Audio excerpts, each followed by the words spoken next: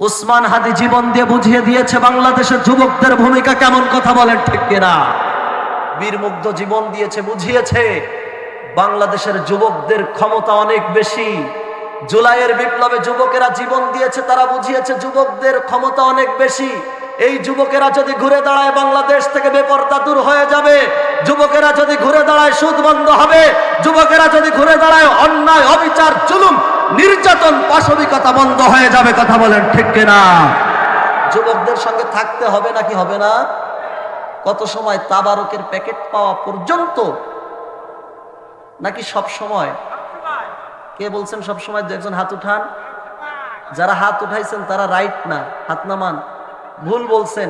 যুবকেরা প্রেম করছে, প্রেম করছে, বাপ মাকে বলতে পারে না, আপনাকে বললো যে চাচা সব সময় তো থাকবা, হুজুরকে বলছিলাম চলো বিয়েটা দিয়ে নিয়ে আসো।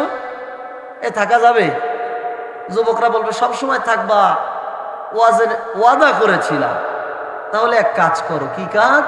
আমরা কনসার্টের ব্যবস্থা করছি, টাকা দাও। দেওয়া যাবে?